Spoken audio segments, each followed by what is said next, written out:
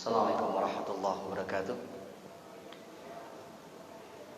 Alhamdulillahilladzi anzala as-sakinata fi qulubil mu'minin liyazdadu imanan ma'a imanihim. Asyhadu an la ilaha illallah wahdahu la syarika lah wa asyhadu anna Muhammadan 'abduhu wa rasuluhu alladzi la nabiyya wa la rasula ba'dah. Allahumma shalli ala Muhammad wa ala alihi wa ashabihi wa man tabi'ahum bi ihsanin ila yaumiddin. Wa ba'd. Ya ayyuhalladzina amanu taqullaha haqqa tuqatih wa la tamutunna illa wa antum muslimun. Ikhwah fillah fiddin rahimakumullah. Alhamdulillah, bersyukur kepada Allah Subhanahu wa taala pada kesempatan sore menjelang maghrib kembali bisa bermuajahah, bersilaturahmi, bertawassul bil haq dalam majelis Quantum Tarbiyah, dan insyaallah pada kesempatan yang berbahagia ini kita akan melanjutkan kajian tentang al-iman bil yaumil akhir, pada kiamat, yang mungkin banyak dikenal dengan istilah kajian akhir zaman.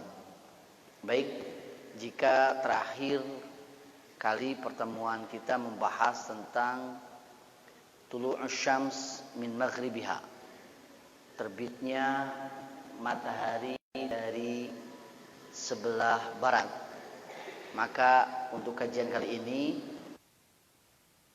erat kaitannya dengan terbitnya matahari dari sebelah barat, karena tanda ini bukan satu waktu, berurutan, ya, berurutan, yaitu khurujud dabbah. Di dalam hadis yang menyatakan kiamat yang dipahami oleh para ulama sebagai tanda besar kiamat, alamatus sa'ah al-kubra, dabah ini ya Dr. Sulaiman Al-Ashqar ataupun Syekh Ahmad Mustafa, urutan ke-6 dari 10 tanda besar kiamat. Yang pertama ad-dukhan, sudah kita bahas. Yang kedua khuruju ad-dajjal, keluarnya dajjal, sudah kita bahas. Ketiga nuzulu Isa alaihissalam, turunnya Nabi Isa alaihissalam. Keempat khuruju Ya'juj wa Ma'juj, keluarnya Ya'juj dan Ma'juj. Dan kelima, yang terakhir kali, tulu'us syams min maghribiha, terbitnya matahari dari sebelah barat. Yang keenam khurujud dabbah, keluarnya dabbah. Ke-7, 8, 9 khasfun bil masyriq, khasfun bil maghrib, khasfun bi jaziratil Arab, pembenaman bumi wilayah timur, barat, dan jazirah Arab. Dan yang ke-10 khurujun nar bi Hadrimaut, keluarnya api di Hadrimaut ataupun bil Yaman, di Yaman. Baik, ini adalah tanda ke-6 yang merupakan tanda besar keluarnya bahasa khuruj. Ini hampir sama dengan kata yang digunakan dengan untuk khurujud dajjal, khuruju Ya'juj wa Ma'juj, khurujud dabbah. Kalau khuruj, maka ini keluar dari bawah ke atas, artinya sudah ada di sini. Kalau Nabi Isa, nuzulu Isa alaihissalam, turunnya Nabi Isa dari atas ke bawah, dari langit ke bumi. Ini termasuk khuruj, keluar. Berarti apakah hari ini sudah ada? Ada. Di mana tempatnya? Wallahu ta'ala a'lam. Yang pasti di bawah, ya. Namanya juga khuruj, ya. Baik, kita akan mengkaji ini. Keluarnya dabbah, atau dalam hal ini nanti dabbatul ard, dabbah bumi. Kalau secara letterlek terjemahnya dabbah itu binatang melata. Di binatang melata kan banyak sekali di dunia ini. Ya, pokoknya yang merayap di muka bumi, yang ada di muka bumi itu dabah. Wa ma min dabatin illa 'ala Allahi rizquha. Apapun yang ada di bumi ini, dari dabah yang melata yang berjalan di muka bumi ini, kecuali Allah yang berikan rizki kepadanya. Nah, kalau yang dabah ini nanti adalah dabah yang keluar dari bawah bumi. Seperti itu. Dalil yang digunakan ini komplit. Ya. Al-Qur'annya ada, hadisnya nanti ada. Nanti dari 10 tanda ini, tanda besar kiamat kan ada tanda yang memang dalam Al-Quran disebutkan. Dalam hadis disebutkan.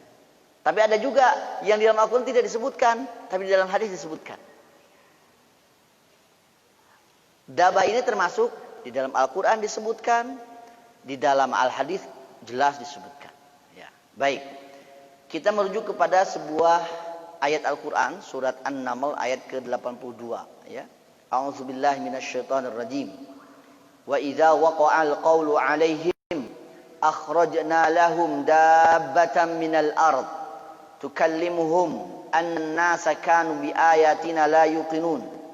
Dan apabila sudah terjadi perkataan atas mereka,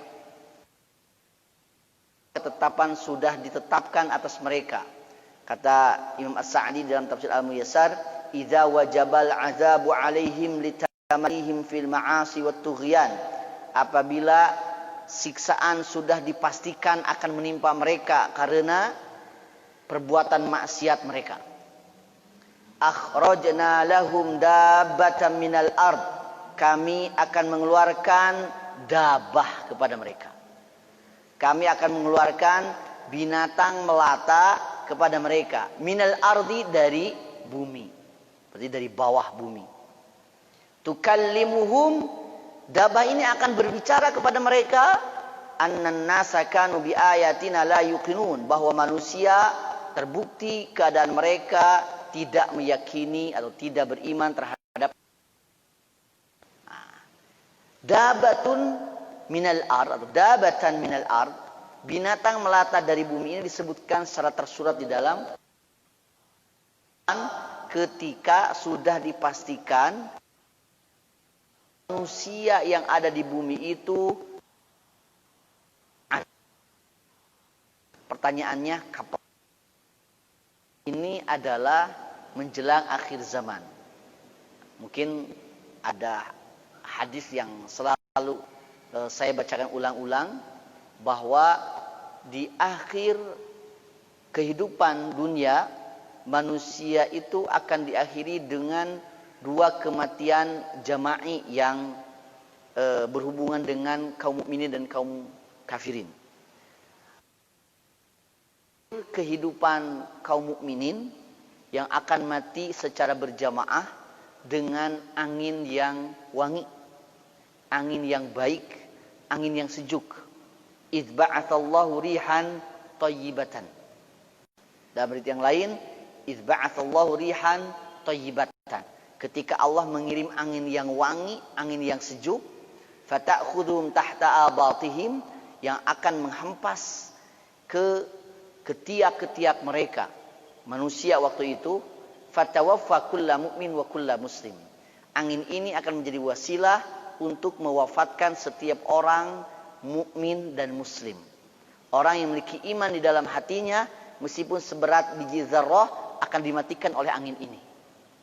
Nah, di sini ada sebuah pembeda. Wa yabqa syirarun nas. Yang tidak mati dengan angin ini, yang tersisa yang masih hidup adalah manusia-manusia paling buruk. Nah, syirarun nas ini adalah manusia yang akan menghuni bumi ini untuk terakhir kalinya.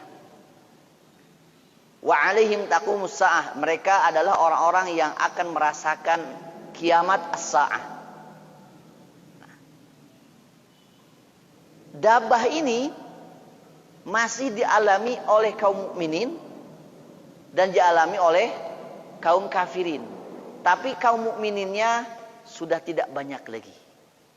Kaum mukmininnya akan diwafatkan oleh Allah Subhanahu wa taala yang tersisa waktu itu, dan yang tersisa adalah manusia-manusia paling jelek. Artinya, di akhir zaman dunia ini akan betul-betul didominasi oleh orang-orang kafir. Bahkan bukan didominasi, hanyalah orang-orang kafir saja yang hidup.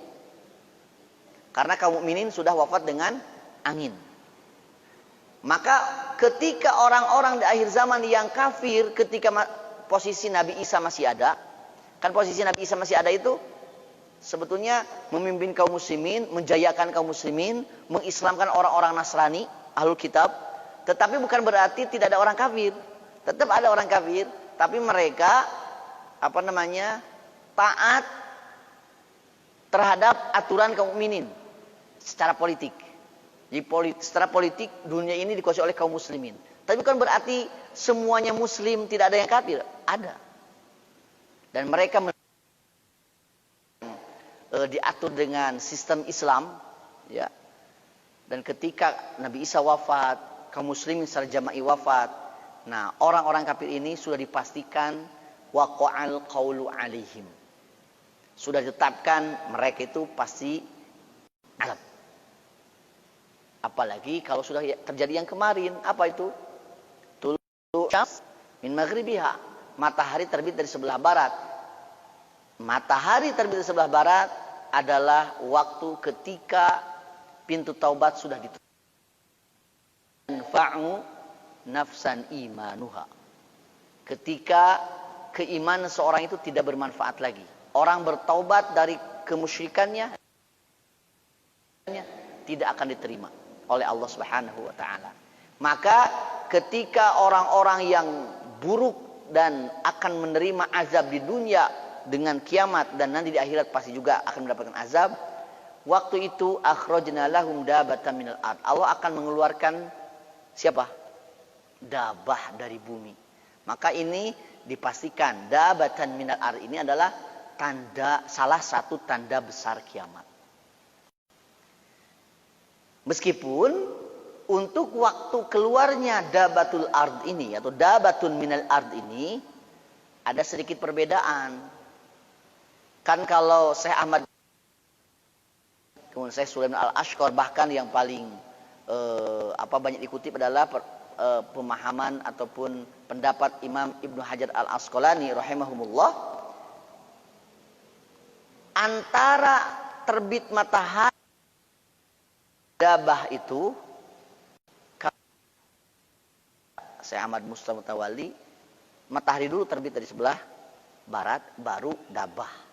Tapi juga ada yang berpendapat dabah dulu baru terbit matahari. Nah, hadis ini memperlihatkan mengapa perbedaan itu terjadi. Hadis riwayat Muslim.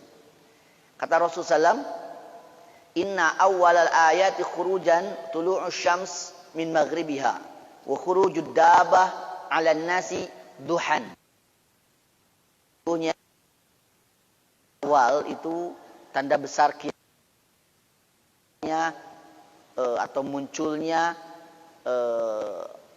dan jadi dari sebelah barat dan keluar masyarakat manusia. Duhan di waktu kapan?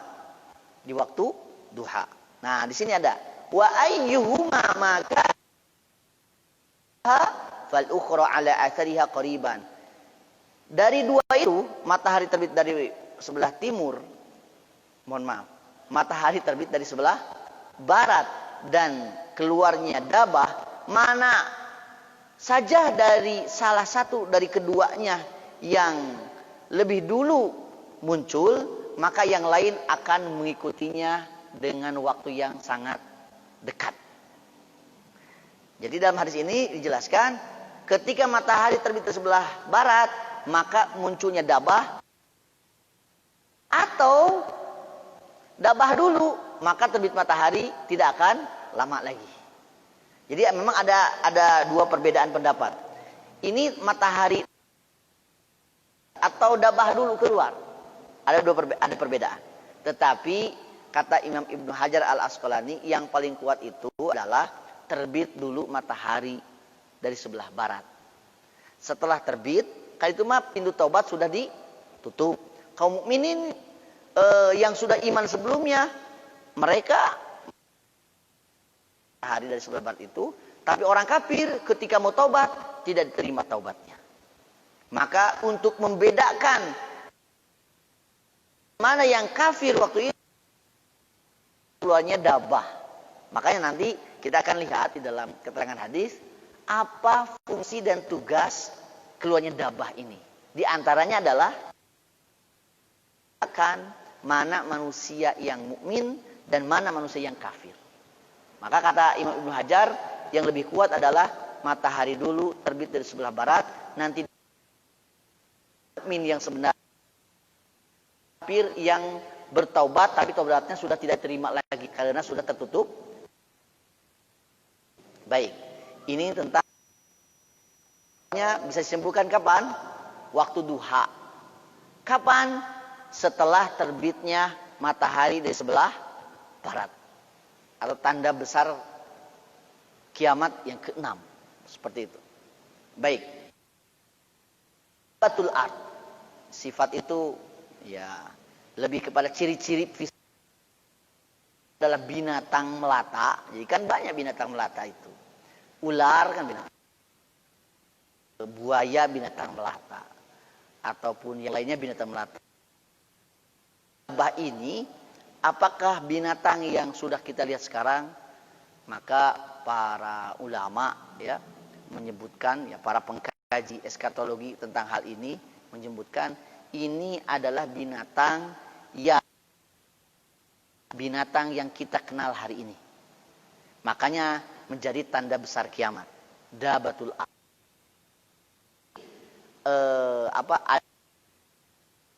visualisasikan dabah ini seperti apa.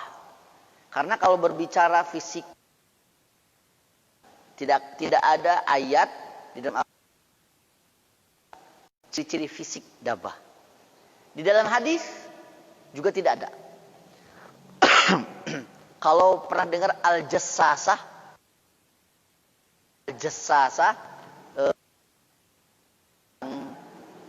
menunggui pulau di mana Dajjal ada.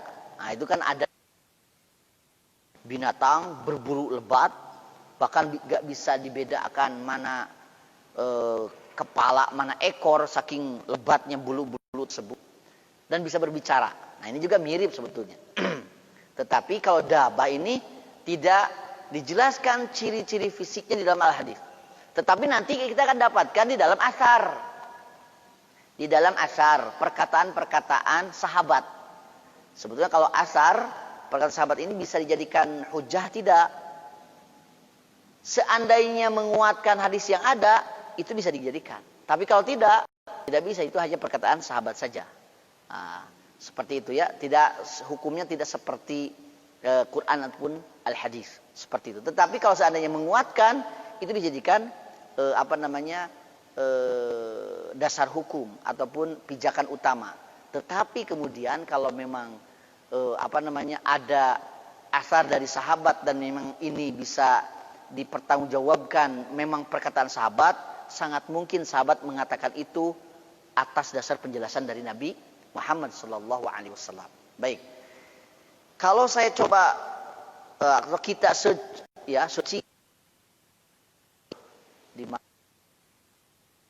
image, banyak sekali yang memvisualisasikan bagaimana dabah itu. Ya mungkin memang sepertinya mencoba menggambarkan, ya, memvisualisasikan dari apa yang dijelaskan oleh keterangan asar. Memang seperti itu, tapi ada juga yang jauh gitu ya. Misalkan saya coba gambarkan beberapa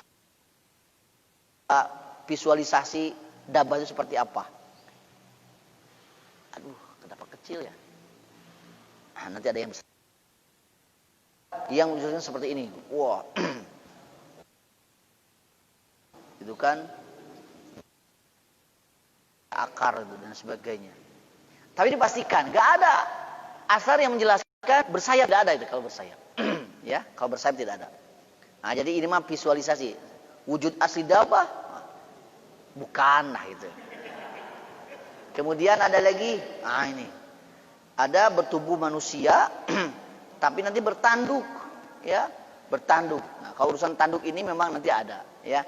Apakah ini hoax gitu ya? Ada lagi yang ini gitu. Kayak monster gitu ya. Berekor. Memang nanti ada yang menjelaskan ekor.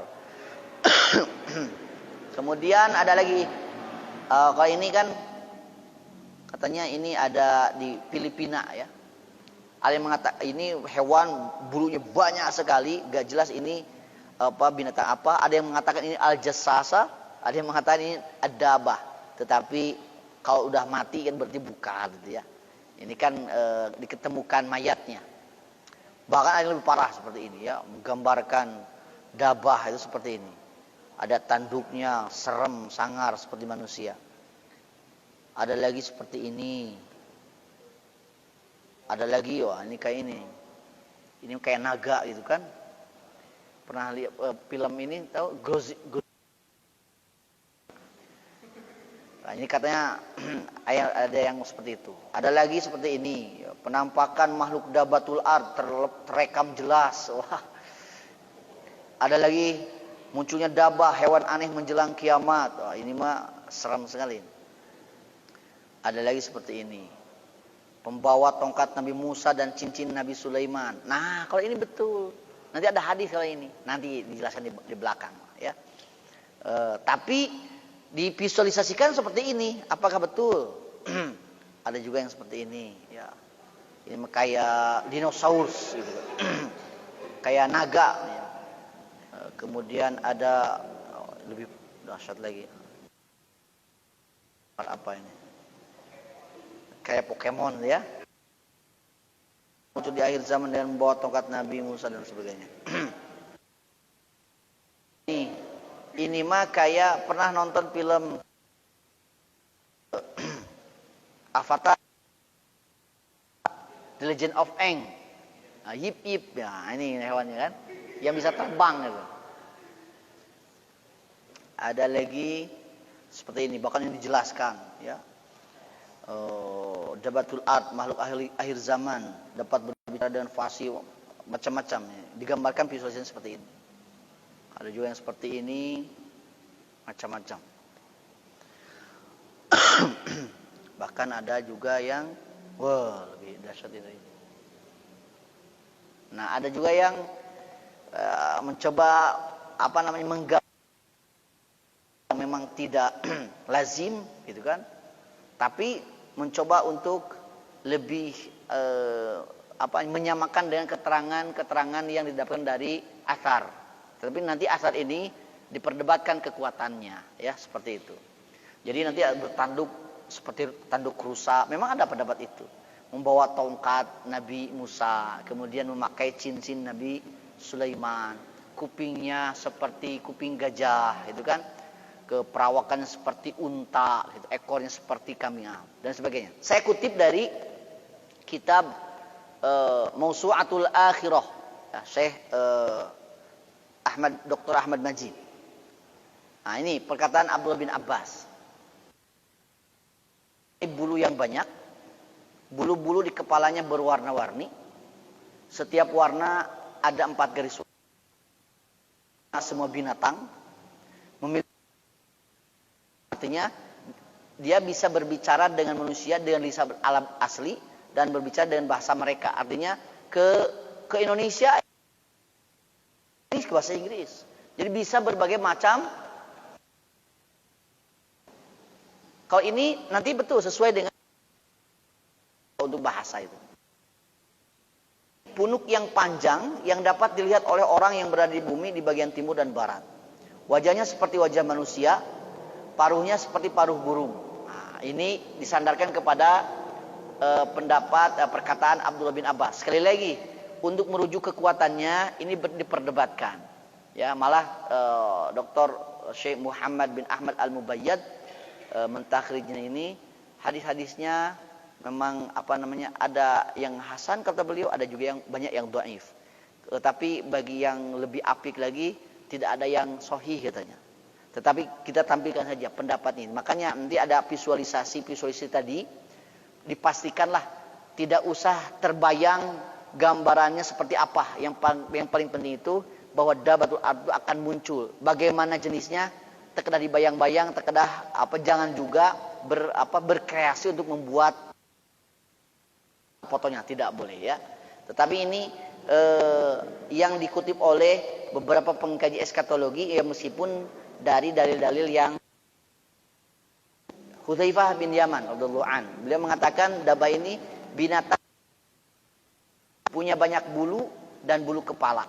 Ia tidak akan ditemukan oleh orang yang mencari dan tidak akan kehilangan orang yang lari darinya.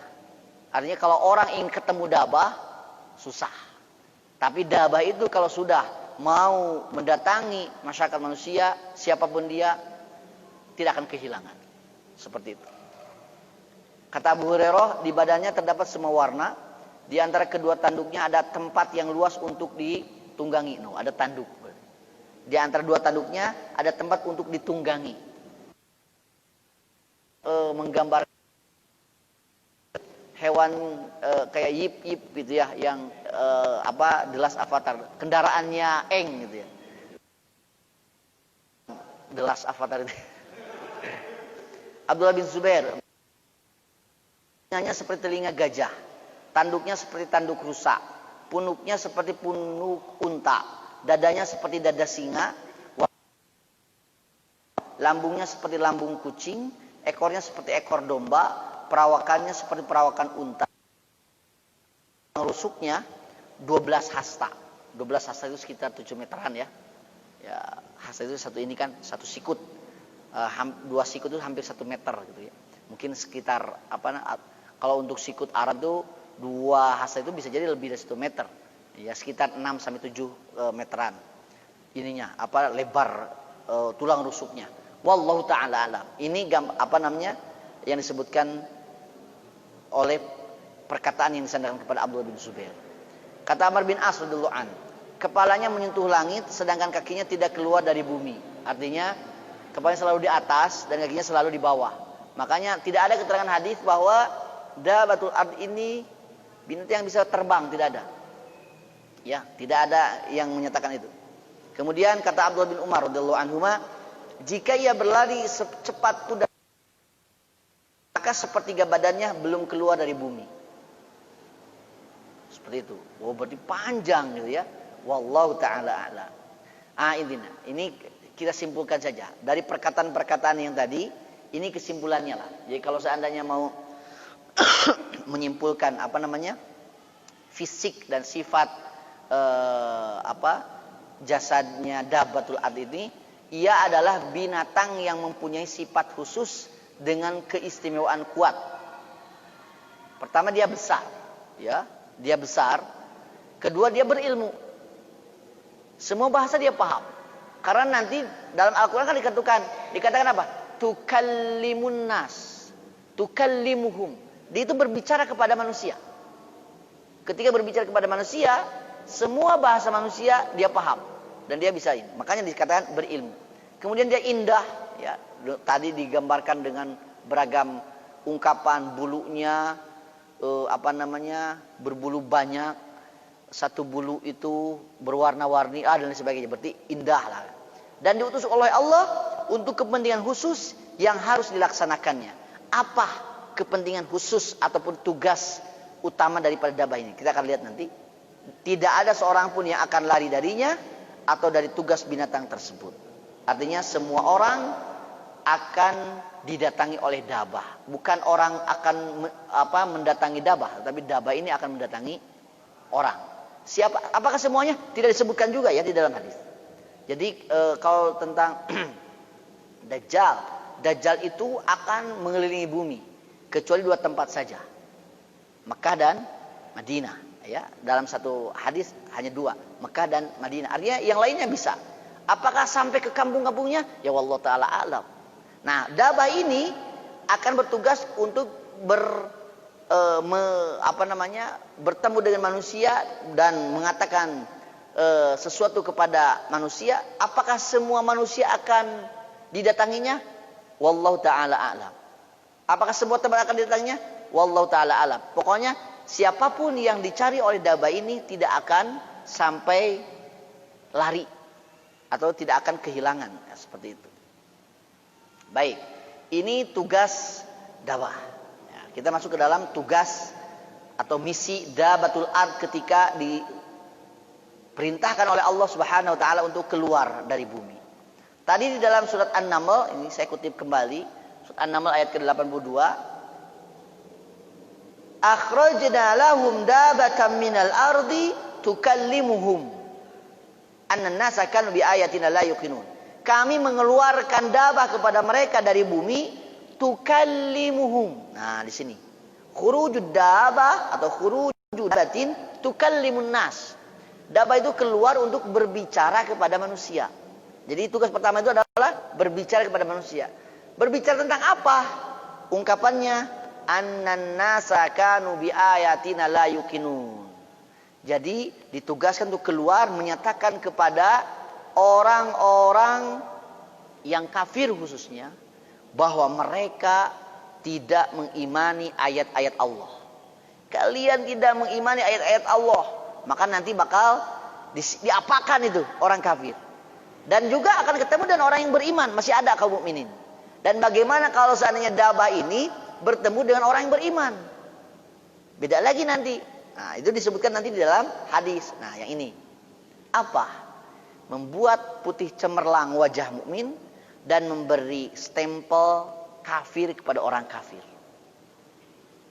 Ya, memberi stempel kafir kepada orang kafir. Ya, mohon maaf, setelah saya cek hadis-hadis secara tersurat, tidak saya temukan pernyataan yang pernah saya sampaikan. Mohon maaf, saya mendapatkan sebuah penafsiran ya terhadap dabah ini nanti akan bertemu dengan orang mukmin, akan menjadi putih cemerlang. Kalau bertemu dengan orang kafir akan jadi hitam wajahnya. Nah, jadi hitam wajah itu ternyata ketika dalam hadis-hadis yang tersurat mungkin belum saya temukan, tapi pernah saya dengar ya dari penjelasan seorang pengkaji ya, ustadz pengkaji eskatologi. Tapi ternyata ketika saya cari-cari dalam beberapa kitab kajian tentang ini belum saya temukan. Yang ada itu yang pasti memberi stempel kafir. Bagaimana memberi stempel kafirnya? Nah, kita bacakan hadisnya saja. Dari Abu Hurairah radhiyallahu an, ia berkata, telah bersabda Rasulullah sallallahu alaihi wasallam, "Takhrujud dabbatu wa ma'aha khatamu Sulaiman ibn Daud." Dabah itu akan keluar nanti dan dia akan membawa khotam Sulaiman, cincin yang ada stempelnya milik Nabi Sulaiman. Cincin berstempel milik Nabi Sulaiman. Wa asa Musa ibni Imran alaihi wassalam, dan juga akan membawa tongkat Nabi Musa bin Imran. Ya, semoga keselamatan atas keduanya, atas Nabi Sulaiman dan Nabi Musa. Jadi dabah ini membawa tongkat Nabi Musa dan bawa cincin berstempel Nabi Sulaiman. Fatajlu wajhal mu'mini bil asa. Maka dabah ini akan membuat putih cemerlang wajah mukmin ketika disentuh dengan tongkat Nabi Sulaiman. Jadi kalau ketemu dengan mukmin, dabah ini bawa tongkat, tongkat itu disentuhkan, maka wajah mukmin itu menjadi cemerlang. Ya, jadi ganteng lah ya. Yang ganteng tambah ganteng, yang biasa bisa jadi ya pokoknya bersinar lah seperti itu ya. Kemudian wa takhtimu anfal kafir bil khatam. Dan akan menstempel hidung orang kafir dengan stempel. Jadi nanti kalau orang kafir, kan yang namanya hidung itu, mohon maaf, katanya kalau kata Syekh Muhammad bin Ahmad Al-Mubayyad, hidung itu tanda kesombongan. Musuh orang sudah mah rebeh, gitu kan istilah rebehnya. Tahu rebeh? Jadi tuh irungna rebeh, artinya orang yang dipuji, kemudian muncul di antaranya sikap istikbar, sikap kesombongan. Nah, orang kafir itu nanti akan diberi stempel tanda di hidungnya. Ya, tanda di hidungnya dengan stempel. ketika di stempel maka itu adalah orang kafir. Jadi kalau yang punya tanda di hidungnya itu orang kafir. Nanti bukan sekarang mah ya belum tentu itu kan. Seperti itu ya. Apakah memakai tindik itu di hidung, apakah itu tanda ini kan mungkin untuk ada sebagian tempat seorang perempuan memakai tindik itu jadi budaya ya, tidak jadi masalah. Tapi kalau ada juga laki-laki yang bertindik, nah itu bermasalah ya. Nah, waktu itu nanti ya, ketika dabatul ard itu bertemu dengan orang kafir, kalau orang kafir dikasih stempel dengan stempel dari cincin berstempel Nabi Sulaiman. Plak, nah ditandaan. Tapi waktu itu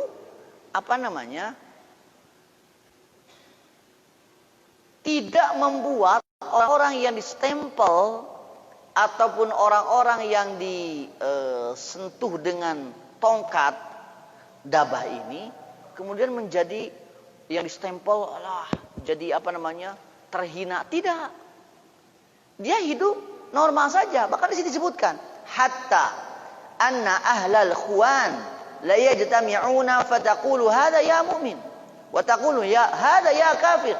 Sampai ketika ahli-ahli khianat berkumpulnya, masyarakat waktu itu berkumpul, mereka biasa mengatakan, "Hei, ini mukmin, hei, ini kafir." Jadi ketika bahasa mukmin dan kafir itu jadi bahasa biasa dan tidak memperlihatkan ada ketakutan dari orang disebut kafir. Kan sekarang mah disebut kafir teh tidak mau gitu kan. Orang kafir disebut kafir tidak mau kan sekarang mah. Nanti pembicaraan itu kalau melihat orang jadi lihat tandanya, yang tandanya ada di hidung, kafir gitu kan. Kalau yang wajahnya cemerlang, putih cemerlang, mukmin. Jadi bahasa mukmin kafir itu jadi bahasa panggilan. Ya mukmin, ya kafir, ini kan harfun nida. Hei mukmin, hei kafir. Jadi bahasa panggilan. Kan kalau kita mah lihat sekarang kan tanda kalau muslimah pakai kerudung, itu muslimah yang baik. Kalau laki-laki mau pakai apa gitu kan, ada tanda. Kalau nanti tanda itu dengan stempel di hidung dan wajah yang putih cemerlang. Yang putih cemerlang mukmin dan dipanggil mukmin oleh mereka, oleh di antara mereka, dan juga yang berstempel ataupun ciri di hidung adalah orang kafir. Seperti itu. Nah, ini tugas dabah. Jadi ketemu orang yang mukmin disentuh dengan tongkat, kemudian jadi putih cemerlang, yang kafir dikasih stempel di hidungnya. Begitu. Mungkin kita mengalami masa ini, wallahu taala alam. Mungkin kaum muslimin mengalami ini, pasti ada muslim yang masih hidup waktu itu, ya.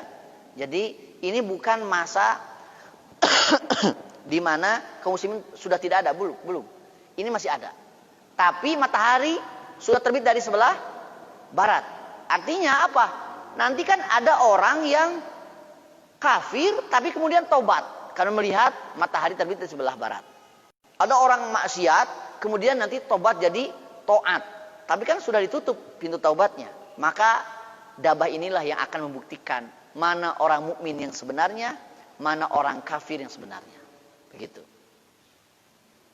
Selanjutnya masih hadis yang menjelaskan tugas dabatul ard memberi stempel kafir. Ini dalam hadis yang lain, di dalam hadis riwayat Ahmad dari Abu Umamah radhiyallahu an. Nabi sallallahu alaihi wasallam bersabda, "Takhrujud dabatu atsimun nasa ala kharatinihim, thumma yaghmiruna fikum hatta yashtari ar-rajulul ba'ir fayaqul mimman ishtaraitahu fayaqul ishtaraituhu min ahlil mukhattamin." Dabah keluar. Ketika keluar datang bertemu dengan manusia, dia memberi stempel, ya, memberi tanda stempel kepada manusia-manusia ala kharatinihim, ke bagian hidung-hidung mereka. Summa yaghmiruna fikum, kemudian yang sudah distempel ini bergerombol, berkumpul fikum pada kalian kaum mukminin yang juga berkumpul. Jadi nanti akan campur, ya. Jadi orang kafir sudah stempel, ada tandanya, iya sama ya tanda-tandanya gitu. Nanti orang yang berstempel di hidung ini akan datang kepada kumpulan orang-orang yang tidak berstempel, tetapi wajahnya bersinar, ya, putih bercemerlang seperti itu, bersinar. Kemudian masih biasa terjadi jual beli sampai hatta yashtariya rajulul ba'ira, ketika ada seorang laki-laki membeli unta, payakul, maka dia berkata, "Miman ishtaraitahu?" Kamu membeli unta ini dari siapa? Maka jawaban orang yang membeli unta ini, "Ishtaraituhu min ahadil mukhattamin." Oh, saya membeli unta ini dari salah seorang yang punya tanda di sini, katanya. Nah, jadi orang kafir dan mukmin masih muamalah maliyah, masih berjual beli, ya. Jadi boleh tidak membeli barang dari orang kafir? Ya boleh, silahkan. Jadi nanti ada mukmin membeli unta dari orang kafir. Ketika ditanya, "Dari mana kamu beli unta ini?" "Saya membeli dari salah seorang yang ada tanda di sini," katanya. Gitu. Nah, artinya memang tanda ini betul-betul akan terlihat secara fisik oleh sesama manusia. Tetapi yang bertanda di hidung adalah orang kafir, dan yang tidak bertanda dengan memiliki wajah yang putih cemerlang adalah kaum muslimin. Jadi tugas dakwah itu sampai di sini ada 3 berarti. 1, berbicara kepada manusia untuk menyatakan bahwa kebanyakan manusia itu tidak beriman terhadap ayat-ayat Allah. Yang kedua, memberi stempel kafir pada orang-orang kafir di hidungnya. Yang ketiga,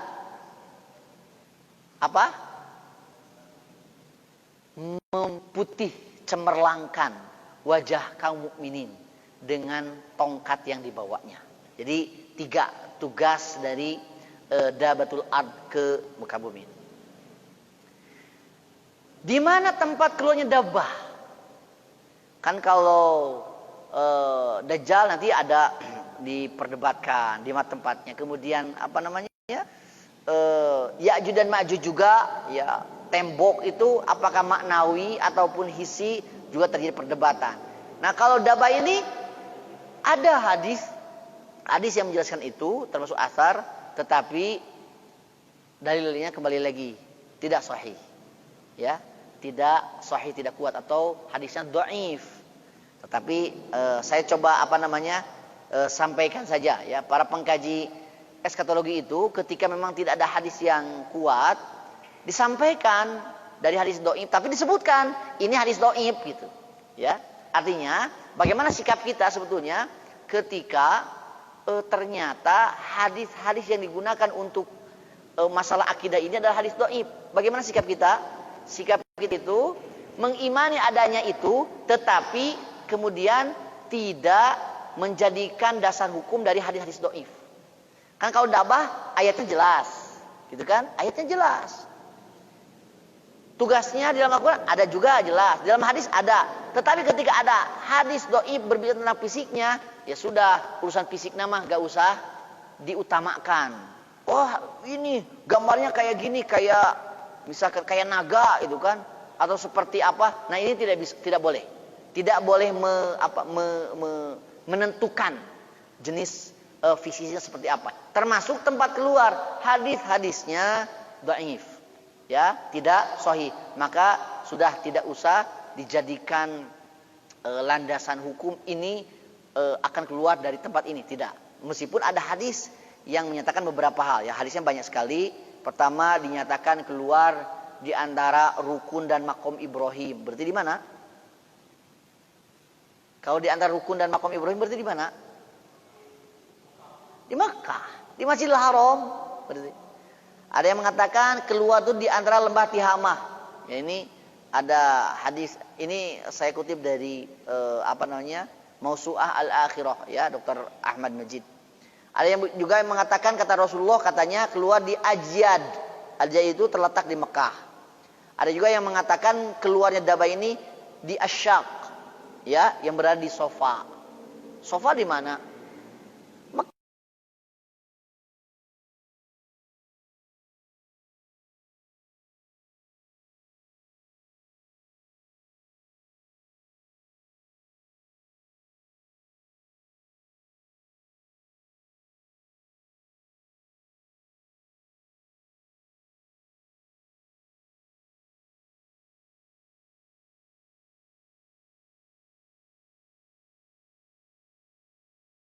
itu.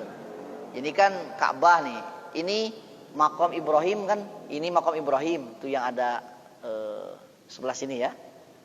Kemudian di sananya rukun ya. Nah, di antara itu katanya akan keluar. Ada juga yang menggambarkan seperti ini. Wallahu taala a'lam ya, seperti itu. Baik. Jadi tempat keluarnya Dabatul Ard ya sudah. Nanti kalau ada menanyakan jawabannya itu jangan saklek di Mekah, di Masjidil Haram, di Sofa, tidak ada hadisnya, tapi memang hadisnya dhaif. Jadi jawabannya wallahu a'lam, begitu ya. Wallahu a'lam. Kemudian berapa lama tinggalnya Dabah? Kalau Dajjal kan ada apa keterangan dalilnya, ya meskipun ada juga beberapa perbedaan. Di antaranya 40 hari kalau Dajjal. Satu hari pertama seperti 1 tahun, hari kedua seperti 1 bulan, hari ketiga seperti 1 Jumat, hari keempat dan seterusnya seperti hari-hari biasa. Ada. Kemudian berapa lama Nabi Isa tinggal di bumi? Katanya selama 40 tahun. Ada keterangan dalilnya. Kalau Dabah, berapa lama Dabah ada di bumi? Wallahu a'lam. Tidak ada hadis yang menjelaskan itu. Ya, tidak ada hadis yang menjelaskan itu. Jadi jawabannya wallahu a'lam. Ikhwatu iman rahimakumullah, sepertinya untuk kajian Dabah ya secara letter luck ataupun kajian hadis tekstual itu yang bisa disampaikan ya tentang Dabatul Ard. Yang pasti Dabah ini adalah tanda besar kiamat yang jelas keterangan dalil Al-Quran dan Al-Hadisnya. Jadi wajib kita imani sebagai tanda besar kiamat. Tetapi kemudian ada batasan-batasan tertentu yang kita tidak boleh menjudge seperti apa Dabah secara fisik pasti seperti apa, di mana tempat keluarnya dan lain sebagainya. Kalau tugasnya jelas ada keterangan yang menyampaikan hal itu, mulai dari menyampaikan berbicara kepada manusia dan bahasa yang dipahami oleh manusia, kemudian menstempel kafir orang-orang kafir dan memutih cemerlangkan wajah-wajah kaum muslimin. Wallahu taala alam, sekian yang bisa disampaikan sementara. Wallahu taala alam. Allahumma shalli wa sallim wa barik ala Muhammad wa ala alihi wa ashabihi wa man tabi'a bi ihsanin ila yaumiddin. Assalamualaikum warahmatullahi wabarakatuh.